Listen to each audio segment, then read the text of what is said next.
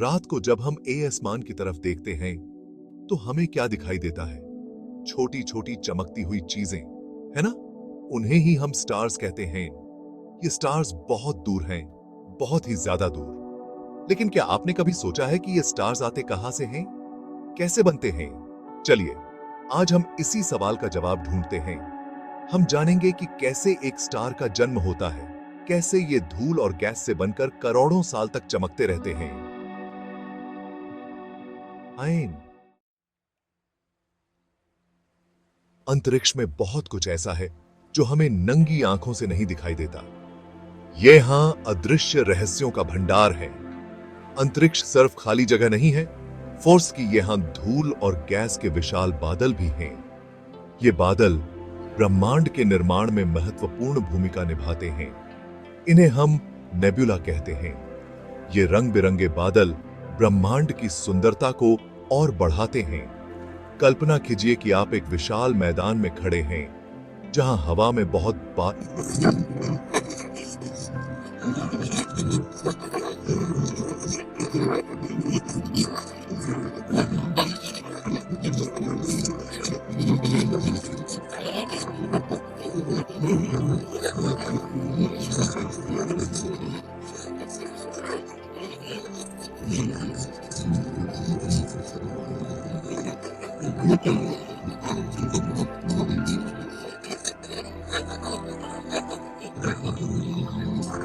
होते हैं,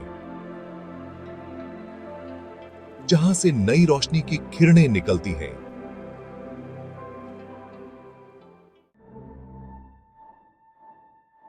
अब आप सोच रहे होंगे कि धूल और गैस से स्टार कैसे बनता है। यहां पर ग्रेविटी अपना कमाल दिखाता है। ग्रेविटी एक ऐसी शक्ति है जो हर चीज को एक दूसरे की ओर खींचती है। यह बिल्कुल वैसा ही है जैसे चुंबक लोहे को अपनी ओर खींचता है। अंतरिक्ष में मौजूद धूल और गैस के कण भी एक दूसरे को अपनी ओर खींचते हैं। धीरे धीरे ये कण एक जगह इकट्ठा होने लगते हैं और एक विशाल गोला बनाते हैं।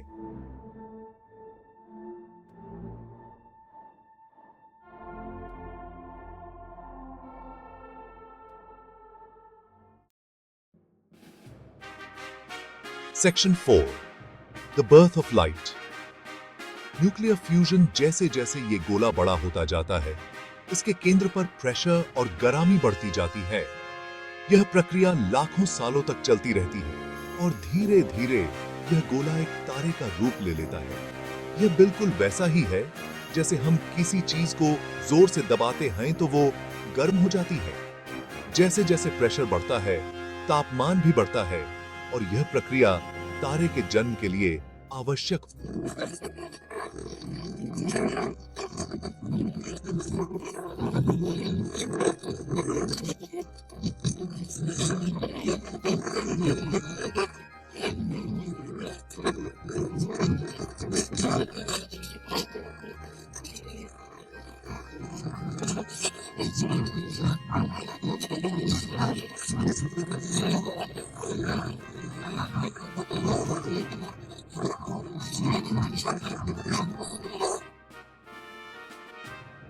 इस प्रक्रिया में बहुत ज्यादा ऊर्जा निकलती है, जिसे हम प्रकाश और गर्मी के रूप में देखते हैं। यह ऊर्जा तारे को चमकने और गर्मी देने में मदद करती है और इसी तरह एक स्टार का जन्म होता है। यह तारा अब अपने जीवन के विभिन्न स्टेजों से गुजरेगा और अंततः एक विशालकाय तारे में बदल जाएगा।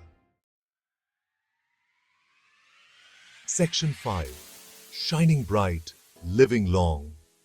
एक बार स्टार बनने के बाद यह लाखों करोड़ों साल तक चमकता रहता है। इसके केंद्र में लगातार न्यूक्लियर फ्यूजन होता रहता है जो इसे ऊर्जा प्रदान करता है। हमारा सूरज भी एक स्टार है जो हमें प्रकाश और गर्मी देता है। यह लगभग 4.6 अरब साल से चमक रहा है और अगले 5 अरब साल तक चमकता रहेगा। Section 6, Why should we care? Stars का अध्ययन करना बहुत जरूरी है। यह हमें न केवल ब्रह्मांड के रहस्यों को समझने में मदद करता है, फोर्स की हमारे अस्तित्व के बारे में भी महत्वपूर्ण जानकारी प्रदान करता है।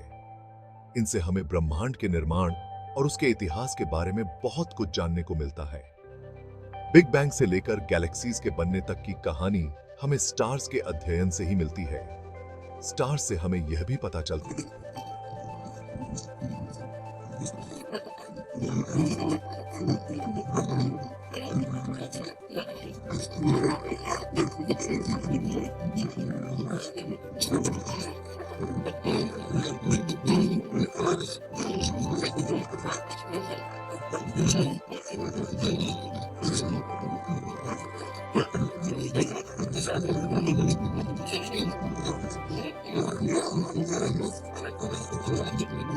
की है।